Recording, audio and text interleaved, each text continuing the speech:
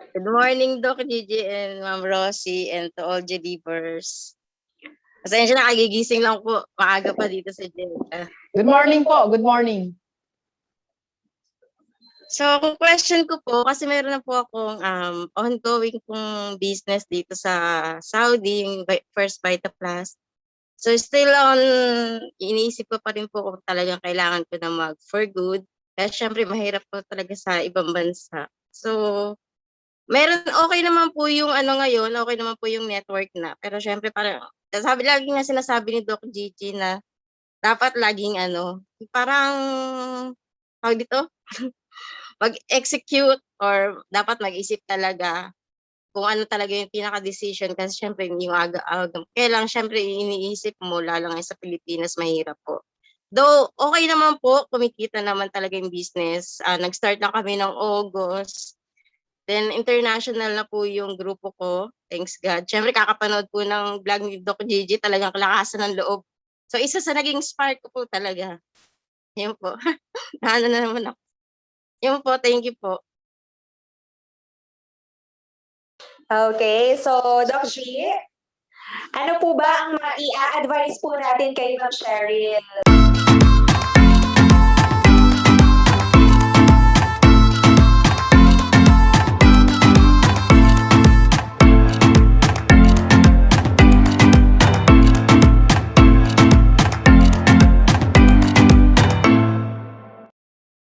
Okay, so Doc G, ano po ba ang i-advise po natin kay Ma'am Cheryl?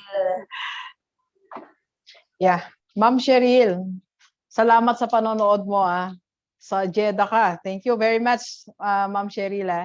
And that's a very nice question. Parang nasa Miss Universe lang.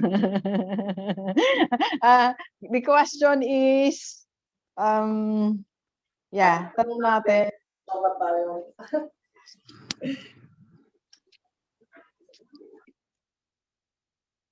Okay, so ang tanong ni ma'am, kung mag-for good na ba dito sa Pilipinas while having your business? So may business na si ma'am. Ma'am, ano bang business mo? First Vita Plus po. First Vita Plus. Vita. Ma'am, ikaw ba yung nag-send sa akin? Vita, yung Vita. Okay. So, ganito ma'am. Sa lahat, actually, maraming nagtatanong sa atin yan kung pwede na silang mag-for good. Ganito po ang formula na gusto kong ibigay sa inyo, determining factor para kayo makapag-decide na uwi na kayo dito sa Pilipinas for good. Alright? So, una, if you already start your business, running ng business mo. So, since kung running ng business mo, that means ma'am, may income ka na. Okay? First. And second, yung kung expenses mo ng 3 months, nakasecured na siya. For example po, nagpapadala ka sa Pilipinas, you have your obligation like 20,000 a month. So kung meron ka ng 20 times 3, 60,000, secured na siya, you go. Okay? And third, last. Kung magkano po yung pera tinatanggap mo ngayon, dapat nakikita mo na meron ka na replacement. For example, ang sweldo mo po dyan sa Jeddah ma'am is 30,000 or 30,000. Tingin mo kung kaya siyang ma-replace ng existing business mo. Okay? And that's the time na ina-advise ko po kayo na umuwi na dito sa Pilipinas. Kung okay ka na sa tatlo na yan, di ba, like ko sinasabi, desisyonan mo na yan, tapos tapangan mo lang na konti. You jump, di ba? Alright? Yes. So, Cheryl, umupo ka ngayon sa pagyari natin mag-usap, magsulat ka, tinan mo magkano income ng business mo, magkano yung savings mo, tapos yung plan of replacement, and last po, gumawa ka ng business model mo. Ang business model mo, this will sustain your business. So that means po, ano magiging future ng business mo, how much will be your expenses, at paano ka kikita nung desired income mo po. Then pag naplano mo na yon, mag-pray ka, sabi mo, Lord, I will jump. Okay? Ilagay mo na yung invisible safety net so that you okay? Alright, sige ma'am Cheryl, Okay, thank you so much po, Doc G. How about Miss Rosie? Ma'am Cheryl here is in Saudi right now. Okay, and then she's asking if she can go home since she already have a business in Saudi. Do you have any advice to her, Miss Rosie?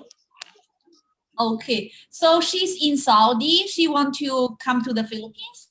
come back to Yes, the ma'am. She's planning to. She wanted to go home here in the Philippines, but she is hesitant if, Okay.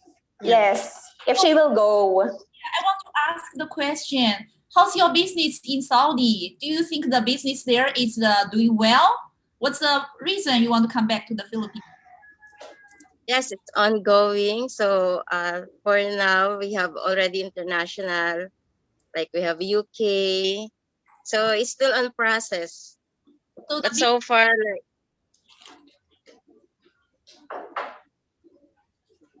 Yes, ma'am.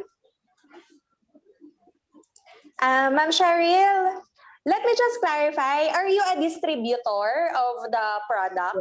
Is that your business? yes, ma'am. Okay, so Ma'am Cheryl, Miss Rosie is a distributor of a certain product. Is the business going well, Ma'am Cheryl? Yes, so far. So far, Miss Rosie, the business is going well. So will you advise her to go home? ask the what's the reason she want to come home? Ma'am Cheryl? Sorry, ma'am? Bakit niyo po gustong umuwi kung sakasakali? First, gusto mo syempre makasama yung family mo. Family. That's the reason. Okay. Mhm. So sometimes we have to learn how to balance. Your business is really running very well already in Saudi, and you have good income there. I don't suggest you come to the Philippines just because you miss your family here. I understand everybody, like me, I'm in the Philippines. I also miss my family in China. I cannot, because I miss them, I will not do business here and go back to China. I know our Filipino people are so sweet and treat our family always as number one important. You can always spend a vacation back in the Philippines, and you can have the video of online chat with your family. But I really don't suggest, because of that reason, you will give up your business there in Saudi and come back to the Philippines, unless you found there's another good opportunity for you here to do business in the Philippines. Or you can do remote control your business in the Philippines. You can remote control somebody manage your business there in Saudi, so you can leave the business there.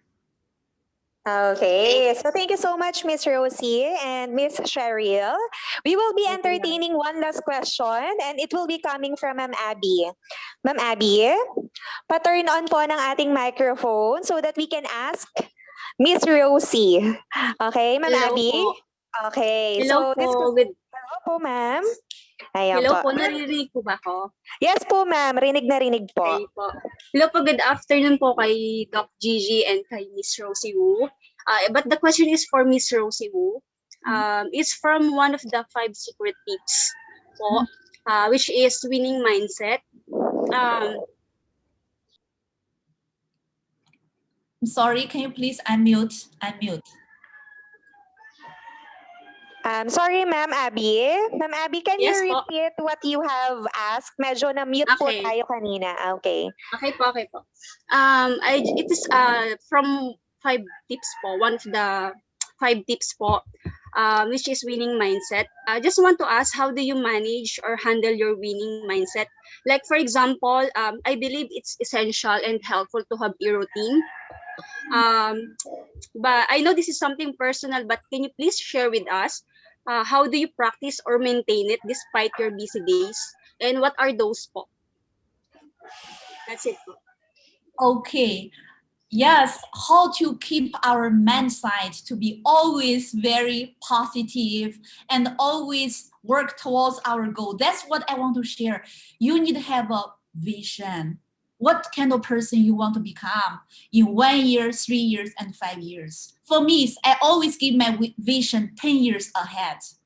10 years later, what kind of person I want to become. It always drives me what I want to do every day now.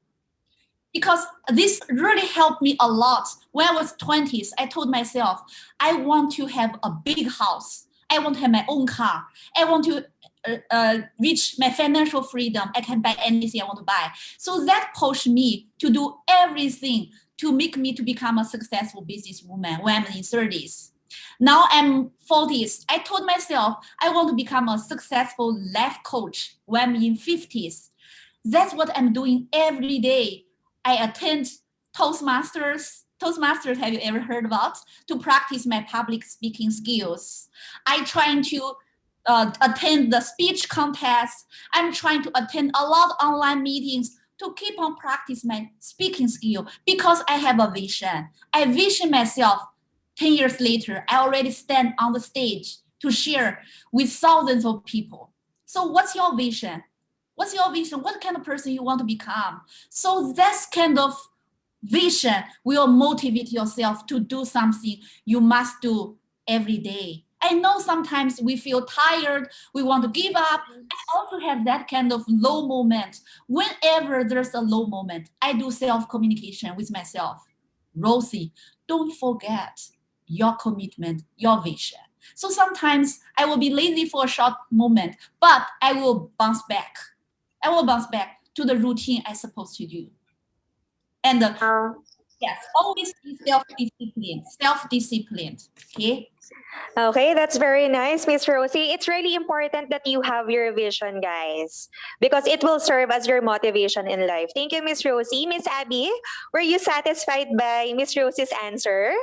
Yes po, ma'am. Thank you po. Okay, thank you so much, Miss Abby. All right, so we will now be stopping entertaining questions. But if you have questions pa po na hindi na natin masasagot in this webinar, you can post your questions on our GC.